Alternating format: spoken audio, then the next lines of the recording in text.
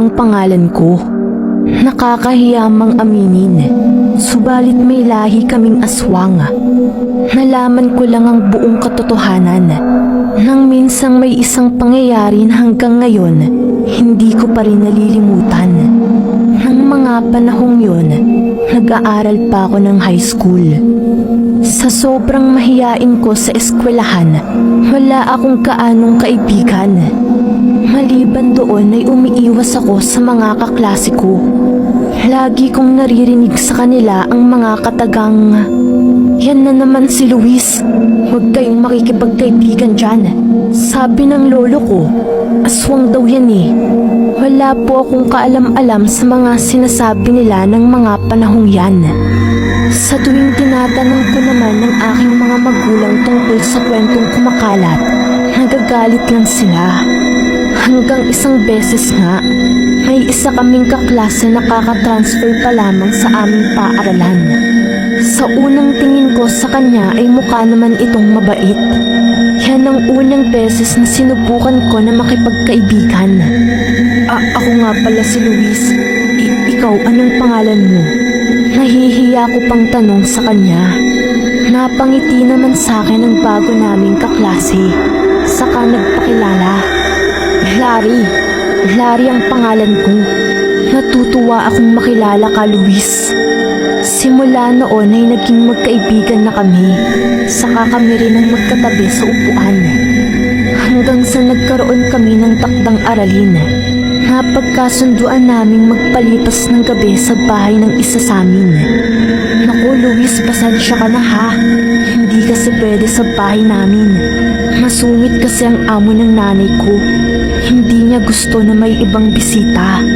Sabi pa ni Larry, nakitaan ko ng lungkot ang kanyang mga mata. Sa inyo na lang kaya tayo, Luis. Napaisip ako ng mga sandaling yon. Sa hindi malamang dahilan, sumibol ang kaba sa aking dibdib. Sa amin pa kamo? Sige ba? Nabigla ako sa mga sinabi ko noon na parang gusto ko nang bawiin. Hindi ko alam kung papayag ba ang aking mga magulang. Sa pag-uwi ko sa bahay noon, sinabi ko sa aking mga magulang ang balak namin ng aking kaibigan. Nagulat pa nga ako kasi natuwa sila. Maganda ang naisip mong yan, anak. Sabihin mo lang kung kailan. Nang masabihan ko ang mga tiyuhin mo, siguradong matutuwa silang makilala ang kaibigan mong yan. Sabi pa ng aking ina. Napatitig pa nga ito sa tatay ko noon habang napapangiti ng makahulugan. Sinabi ko sa kanilang kinabukasan darating si Larry sa bahay namin. May mga tatapusin kasi kaming takdang aralin. Nakitaan ko pa lalo ng tuwa si nanay. Si tatay naman ay panayang lagok. Naanimoy natatakam na at pinipigilan ng laway sa pagtulo. Sa pagsabit ng kinabukasan, nang matapos ang klase namin ng araw na yon, saka kami dumiretso ni Larry sa pag-uwi sa bahay. Nang marating namin ang tapat ng aming bakuran, sobra akong nagtataka. Naroon kasi sa bahay namin ang aking dalawang tiyuhin na noon ay nagtitipa ng mga kahoy na panggatong. Habang kami naman ni Larry ay dumiretso na sa loob. Si Larry ang unang kaibigang ipinakilala ko sa aking mga magulang. Nagmano naman si Larry kina nanay at tatay. Si nanay naman ay lalong lumapad ang ngiti sa mga labi. Napakalusog naman pala ng kaibigan mo, Luis. Saktong-sakto. Naghahanda na ang mga tiyuhin mo. Nakaramdam ako ng kilabot sa mga katagang iyon ni tatay. Napatingin na lang sa akin si Larry na tila walang kaalam-alam sa mga sinabi ng tatay ko. Sige po at magbibihis muna kami, saka magsisimula sa aming mga gagawin. Sabi ko pa sa aking mga magulang. Naglakad kaming pareho ni Larry papunta sa aking kwarto. Subalit bago pa man kami makapasok sa kwarto, narinig ko pang nagtanong si nanay. Nak, ano bang luto ang gusto mo dyan sa kasama mo? Hindi ko pinansin ang tanong na yon. Siguro ay mali lang ako nang narinig. Habang gumagawa na kami ng aming mga takdang aralin, nararamdaman ko na parang wala ako sa aking sarili, na parang balisa ako na ewan. Hanggang sa paulit-ulit na bumabalik sa aking isipan, na paano nga kaya kung aswang ang pamilya namin. Napansin ni Larry na parang tulala ako ng mga oras na yon. Luis, ayos ka lang ba? Siguro nagugutom ka na ano?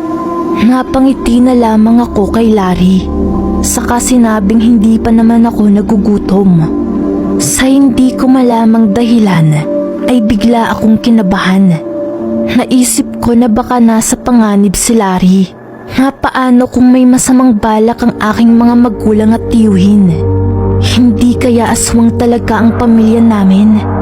Naguguluhan kong tanong sa aking sarili. Nang mga oras na yon, natapos namin ni Larry ang kalahati ng mga dapat naming gawin. Mga bandang 6:00 nang tawagin kami ni Nanay para maghapunan. Habang nasa mesa na kaming lahat, napatitig ako sa isa kong tiyuhin. Napansin ko na masama ang tingin niya sa aking kaibigan. Lalo pa akong kinabahan nang mapansin ko na parang nagiging matulis ang kanilang mga ngipin. Nang mga oras na yon, nawari ko na aswang nga kami. Hetong si Larry naman, sarap na sarap sa lutong tinola ng nanay ko. Hinintay ko na matapos ito sa pagkain. Saka ko siya niyayang pumasok na sa kwarto. Sa pagdating namin sa loob, saglit muna kaming nagpahinga. Sumasakit na ang ulo namin sa dami ng mga dapat tapusin. Hindi ko na malaya ng oras hanggang sa nakatulog nga ako. Naalimpungatan ako sa mabahong amoy ng usok. Nagpalinga-linga ako sa bawat sulok ng kwarto hanggang sa maisipan ko na baka sa labas ng bahay namin nagmumula ang usok na yon. Napabangon ako sa pagkakahiga, saka sumilip sa bintana.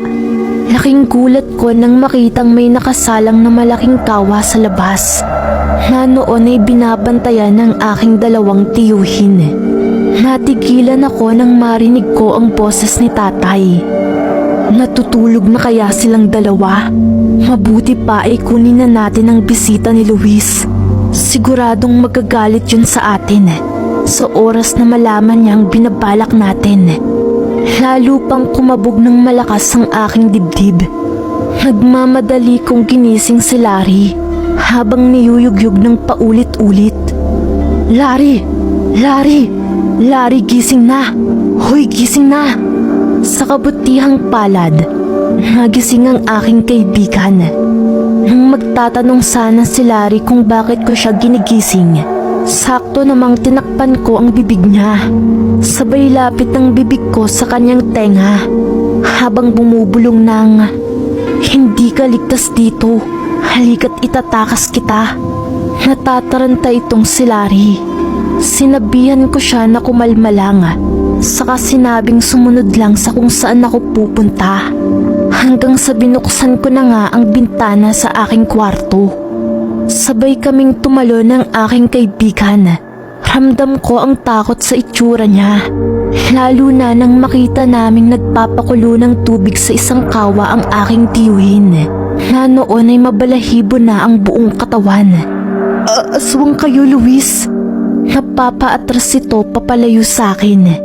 Sinubukan ko na kausapin si Larry at magpaliwanag sa kanya. Subalit narinig ko nang nagmumura si tatay sa loob ng bahay namin. "Lintik na yon! Nakatakas pa! Hanapin nyo! Siguradong hindi pa yung nakakalayo! Nariyan lang yan!" Hinawakan ko agad sa kamay si Larry. Sabay hila para makatakas kami. Nagkakandara pa man kaming dalawa, hindi yun alintana sa amin. Hindi kami tumigil sa pagtakbo ng pagtakbo hanggang sa makarating kami sa kabilang baryo. Sumisigaw kami habang nanghihingi ng tulong sa mga tao doon. May isang mama ang pumansin sa amin. Nagtanong ang mamang hiningan namin ng tulong. Sinabi ko na lamang sa kanya na lumayas kami sa bahay namin sa kadahilan ng pinagmamalupitan kami ng aming mga magulang. Habang kami ay nag-uusap noon, nakakarinig pa kami ng huni ng tiktik. Subalit kalaunan ay kusaring nawala. Nang kami na lamang ang nasa kwarto kung saan kami pinatuloy ng mama, sinabi ko sa aking kaibigan ng tungkol sa amin. Larry, tama ka. Nakakahiyaman pero aswang ang pamilya namin. Subalit maniwala ka, hindi ako masama. Simulat sa pulay ikaw lang ang naging kaibigan ko. Hindi ko rin alam na may binabalak pala sa'yo ang aking mga magulang at tiyuhin.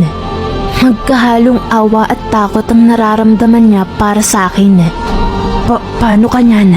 Siguradong kapag ka bumalik ka ay parurusahan ka nila. Saan ka pupunta? Nag-aalalang sabi pa ni Larry. Saka ko naiisipin yan kapag kasiguradong ligtas ka na. Hindi kami natulog ng gabing yon. Nang mag-umaga na ay saka kami umalis. Sinigurado ko na makakauwi ito ng ligtas pabalik sa kanila.